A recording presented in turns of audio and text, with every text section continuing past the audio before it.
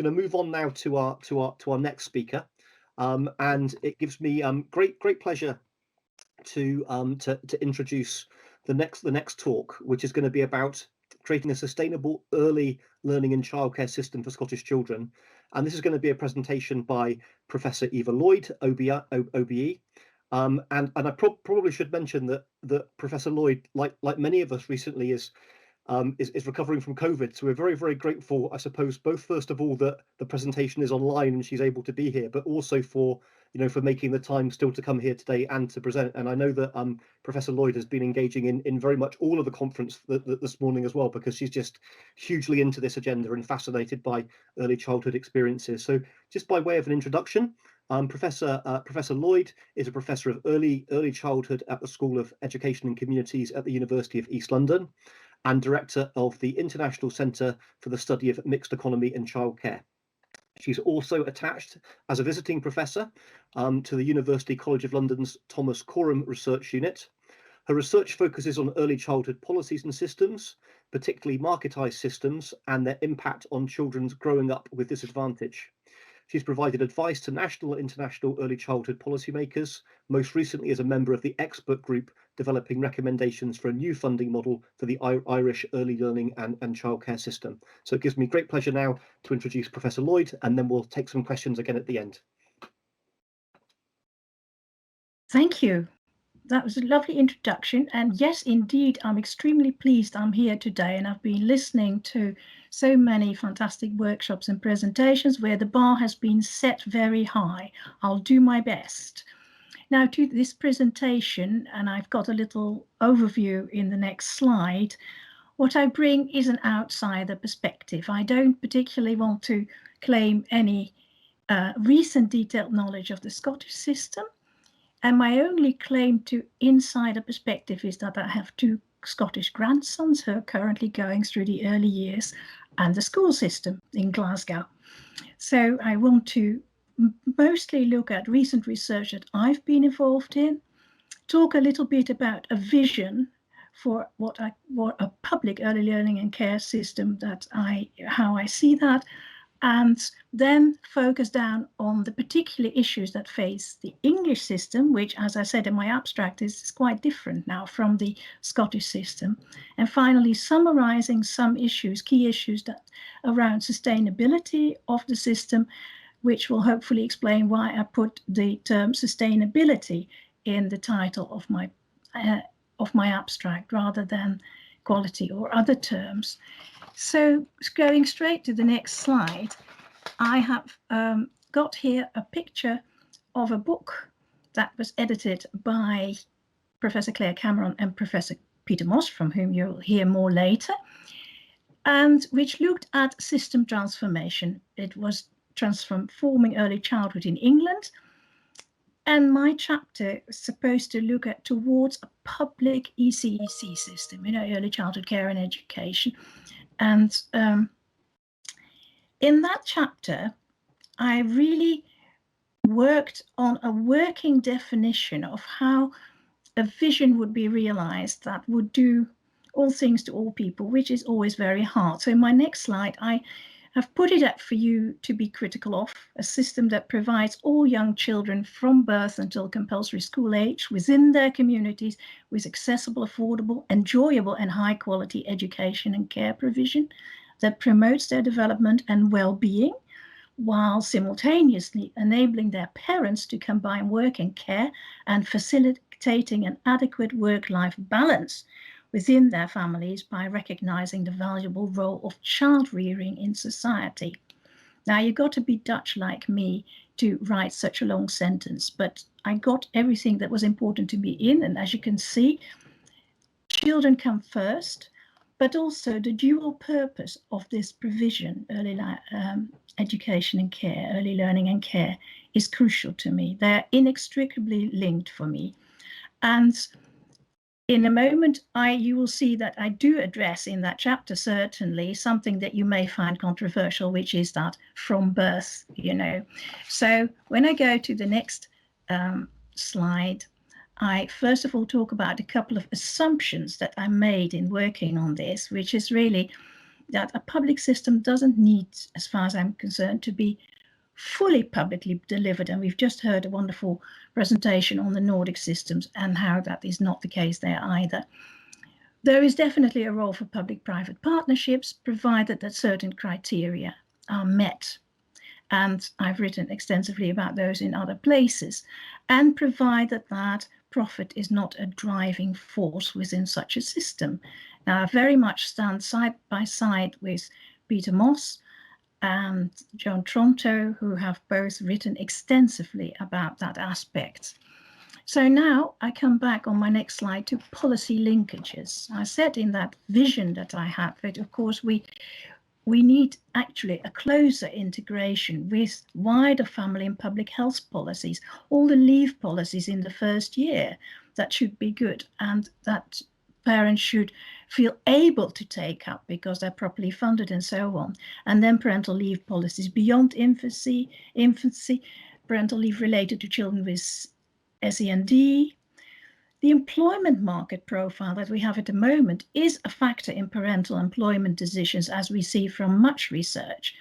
So we need family-friendly employment policies that continue through the different ages of children, and an entitlement to flexible working for parents, for fathers and mothers, not just as we have a right to ask your employer for flexible policies. And finally, we do need that consensus on the value of child rearing within society. And that needs to be more generously financially recognized than it is at present. It really does need to. And all these things are discussed in that chapter, and all these policy linkages issues are discussed in other chapters in that book, which is open access. So if you follow the link on my slide when you've got hold of the slides, and if you're interested, then you can go straight into that book without any further ado. So on my next slide, I just highlighted briefly the issue of unpaid or informal childcare, because parents do so much of that. And as we know, for instance, from the annual parenting survey carried out by the Department for Education for England, then we see that often parents express very strong preferences for informal care, grandparents or their own care, even when they're in work, and they box and they cox around making that possible. But also, really, the value of what parents and grandparents and the wider family and friends do is huge. I don't know if you've ever looked at the satellite account that the Office for National Statistics puts up, which are all about the contribution that the unpaid contributions that households make to the economy. And the latest, 2018, has a very good section on childcare. It's worth looking at. They are experimental statistics, but I think they teach us a lot. And for Scotland, for instance, I looked at that. Of course, it shows how much time parents spend with their children in comparison to the time that is spent in formal early learning and care provision. It's huge, the difference, And of course, the estimates at the bottom of the slide here, you see the estimates, what they're based on. So apart from the fact that parents seem to like this, is there possibly a problem with the format of the provision that is available? Now, in Scotland, you've done much better than we in England. You've got the 30 hours for everybody. We've still got 30 hours only for the children whose parents are employed and meet certain employment criteria. So that is an absolutely regressive policy.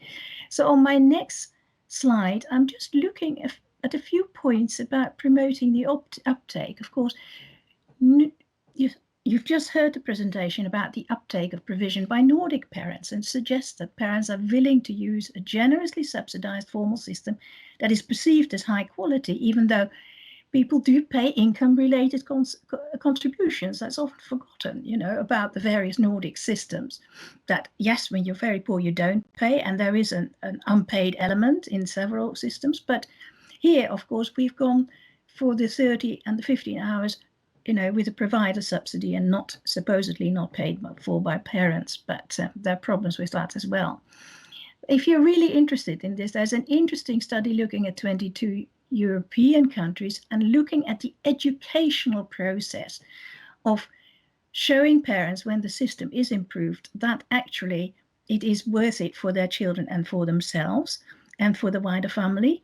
So where Chung and Moleman found that, parental support for public policies, ELC policies and childcare and systems, and their assessment of quality co-varied with the level of public support. The more money goes into it, the better it is, the more parents will take it up, and it becomes an inalienable feature of their life in the community and their family life.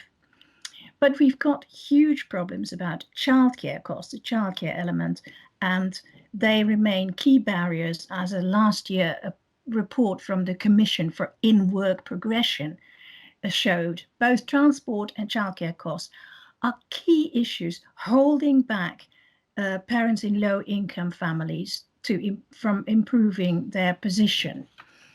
So on the next slide, I am going to very briefly go over the theoretical perspective that I bring to my research in this area, and I find particularly useful the work by Sharon Lynn Kagan at Columbia University in the States, where she has applied system theory used very widely across different disciplines to early childhood systems. And she comes up with some basic tenets there that, as in all systems, an effective interaction between all system elements is a precondition for systems to function effectively and deliver. In our system, ELC, for deliver for children, deliver for parents. And she sees equity, quality, and sustainability as the three macro level outcomes of an effective early learning and care system. Not just for children, for parents, for the wider families, for the workforce, for communities, and for societies. And on my next slide, I have listed the system elements that Kagan then looks at. And if you go through those, then you will see that they system elements that are necessary to be in balance and that have to be, are very similar to elements that you may recognize from the EU Quality Framework for Early Childhood Education and Care. But I'll move on from the theoretical to the practical and go to try and summarize some of the systemic issues that are bedeviling early learning and care. Again, primarily from my England perspective. And first of all, may I have my next slide, please? Yeah, thanks. The huge disparities within the mixed economy of private-for-profit, private, not-for-profit, and public provision, particularly in England, and the other way around from Scotland. We have a complete difference in the workforce in the public sector compared to conditions and pay, training, qualifications in the private sector, even though they all deliver the same curriculum, the same program in England, the Early Years Foundation Stage program, to the same children. In fact, in a recent report from the Nuffield Foundation, this market that we've got was described as a dysfunctional market failing those that need it most. Again, low-income families have the greatest problems in accessing the system for both early education component and for the childcare component. So what does the system like for the early education component in England? Well, on my next slide, I'm giving you some statistics. We have a good uptake, certainly amongst 3 and 4-year-olds. It is less good amongst 2-year-olds, eligible 2-year-olds. But as you can see, by far the majority of children are taking up this entitlement funded early education in the private sector. So that's completely different from the situation in Scotland. And in the private sector, there is a perverse incentive to put at the end of the queue the children whose parents only want the funded early education, but no additional childcare hours, because it is the additional childcare hours that the providers can make money from. agree with them that the early education component is underfunded. The provider subsidy is too low, but there is a systemic problem there. And that, I'll go to the next slide now, thank you, is a problem with the provider subsidies, but there is also a big problem with the parental subsidies. And of course, that is a system that extends across the UK, whereas the provider subsidies are all different, depending on which of the 4 countries of the UK you're in. And the example I've chosen, but I won't go into the details, is really the example, the fact that if you get help as a parent with childcare costs through the tax or the benefit system, then you get that help retrospectively. You have to find the fees up front. Indeed, you can only get your money back if you do, and a percentage of your money back against proof of payment. Now, as you can well imagine, and as you will have experienced in your daily practice, I'm pretty sure, this is a huge issue for low-income families. And because that is money that's difficult to find, let alone registration in advance fees and all that sort of stuff. So there was a very interesting court case, high court case, and a court of appeal case in 2021. I won't go into details now, but a single mother brought a case with support from NGOs to say that this rule discriminated against women because most lone parents are women. But of course, clever lawyers for the Department of Work and Pensions decided that it had a reasonable foundation and that it didn't discriminate against women. And I think this system discriminates hugely against all low-income families. And on the next slide, I just want to highlight another issue that is very big. The research from the Institute for Fiscal Studies has shown very clearly how, certainly for England, the amount of money that goes into providing the funded hours, the early education component, and the amount of money that go into supporting tax-free childcare for parents have gone up in comparison to the money that for childcare that goes through the benefit system, i.e. through universal credit, which has gone down in the last 10 years by 44%. Basically, the poorer you are, the less likely your parents will be able to afford a comprehensive package of early learning and care services that will help them to work and for the economic well-being of the family. So I go to the next slide now, because here is a report that came out in January that I worked on as one of the researchers with a team from University College London, and that looked especially at the shape of the childcare market as it's known in England and about the changes there in the last 20 years. And what we see in the last 20 years is that there's been a huge expansion of for-profit provision.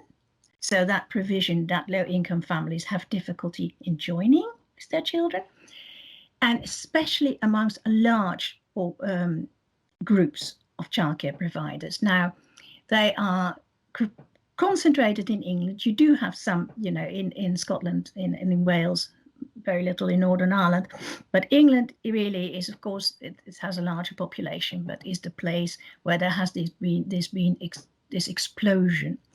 And our study really looked at the reach of that private for-profit sector and also the not-for-profits, and we also forensically analyzed financial structures and practices of medium to large childcare companies. And that was through selected case studies. What do I mean when I say forensically analyzed? I mean that we had a colleague, Professor Atul Shah, who is an accountant specializing in forensic accountancy. And I'm sure you can guess now that means he can trace where the money goes, which is terribly important.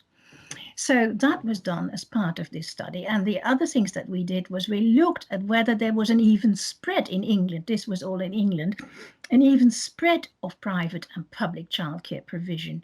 And we also, of course, listened to what childcare managers and childcare practitioners had to tell us about working within this system.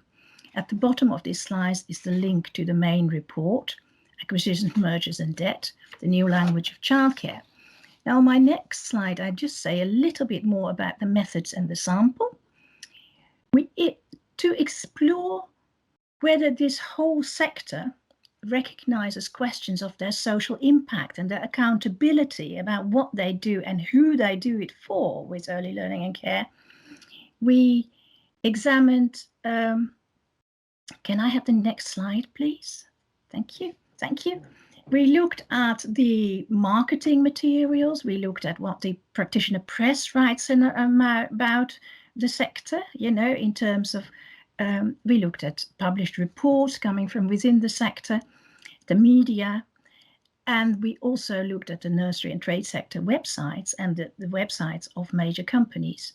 We had key stakeholder interviews, and in all this work, we were inspired by the work that Philip Alston did for the UN as Special Rapporteur on privatization, poverty, and human rights, which says a lot about the need to have accessible, affordable, and quality childcare and early education available to all families with young children, if it is to be a fair society. So we used Companies House data for the financial case studies. We had 5 medium to large private for-profit nursery groups and a sample of 6 not-for-profit. We used the Deprivation Affecting Children Index to look at the spread of provision, and we analysed, of course, the data we got from the nurseries. On my next slide, I have some of the findings, and I start with the findings about the group-based provision in England, as far as England was concerned. So 70% of all group-based provision is in the private for-profit sector. Well, it certainly was last year, and it still is. And that doesn't just mean in settings that belong to large groups. It may be in smaller settings or belonging to small groups, but it is a lot, right? I told you earlier, most children get their early years provision in the private sector. Well, they do. It's 70%. Medium to large for-profit childcare company sector is characterized by a massive project of acquisitions and mergers. They're expanding all the time by acquiring smaller nurseries and merging with other groups. And to do that, they're heavily indebted to foreign, very often foreign, not always, private equity investors and shareholders. They have very few financial reserves or none. And despite the absence of tax liabilities, if you're running debts, then you don't have to pay that. They are very, very fragile. They charge high fees relative to other OECD member states for the fees. And we've seen for over the last few years, certainly no increase in childcare places despite this expansion. On my next slide, I give a few more findings. And there we looked, of course, in everybody's marketing material for evidence that there was concern about social impact across the board for all children. Remember my vision, all children. I think I share that vision with most of you today. For-profits talk about quality care, child-centered practice. They don't talk about very explicitly about vulnerable or disadvantaged children and how to get them in, and how to make sure that this provision is accessible. For-profits also are found all over the country in England, but remember that Ofsted, our inspection and registration agency, doesn't actually yet tell you about the aegis of any provider. So it's very hard to trace this, extremely hard. The Ofsted is aware of this and will change this. They don't tell you whether it's the setting they're inspecting is part of a chain or whatever. But there is a great contrast with not-for-profits. There are limited debts, mandatory operating reserves, reinvesting surpluses is a duty. There is a social impact duty, and if they're charitable, then they must provide very transparent reports to the Charity Commission. Now, I must let on here that I am a trustee of one of those not-for-profit chains that works in and around Milton Keynes. And so actually I'm very familiar with the reporting duties and also familiar with that accountability to parents, staff and trustees. But I know that as trustees, we've got quite a lot of involvement. You know, we cannot be distant. And so although not-for-profits may not have a lot of income, they are less fragile very often than major groups because of the different ways of that they operate. So going to the next slide, and I'm also almost at the end here, is I want to just summarize the risks, but also say there are solutions. And first of all, this private equity investment, which means paying investors interest, paying shareholders, and running huge debts, is a real risk. And we've seen it in Australia, we've seen it before, to sustainability of these large providers. Financialization is the term often used by accountants and economists for what you see happening there in terms of a sector being bought into and being supported with private equity because of the profits that can be extracted. Wealth extraction is a big issue. It's very clear in adult social care that you know about the elder care homes that have gone, where the providers have gone bust. I mean, Four Seasons is one example with huge implications, you know, large stake, 20% of the market. So we have in our study shown what we think is good evidence that this financialization is now present in the English childcare market. Not to the extent it is in the adult social care market yet, but let's stop it before it gets to that extent. The issue of private equity is a live issue, and perhaps Professor Einarsdottir can contradict me later, but it is, as far as my research can show, a live issue in Australia, in Canada, Denmark, Finland, Germany, the Netherlands, Norway, and other nations. Like, how are we going to address this? That's the first step, isn't it? To have a national debate. And there are, as I've written about elsewhere, risk mitigation strategies and policies in other nations that have mixed economies of childcare and early education or markets. I worked for the last 2 years on a very interesting project for the Irish government with colleagues in an expert group, and you can read about that if you're interested.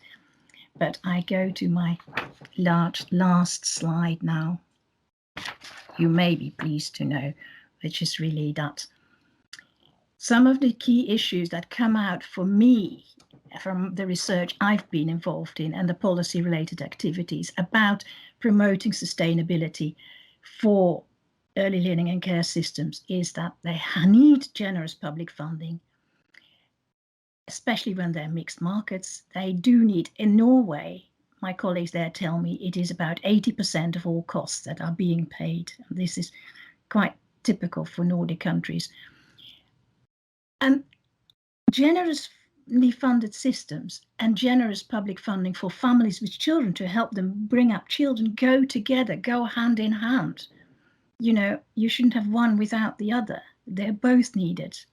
Of course, what should have come out already, although I haven't very explicitly mentioned it, is that the quality of such provision is absolutely primarily related to the workforce, their conditions, their training, what we pay them, how we value them, and what conditions we give them to work in. So any public-private partnerships, I hope to have shown you from the English example, require stringent regulation. And we do need an urgent national debate, certainly in England, about the role of private equity in early learning and care provision, just as those other countries that I mentioned are already having. Thank you very much.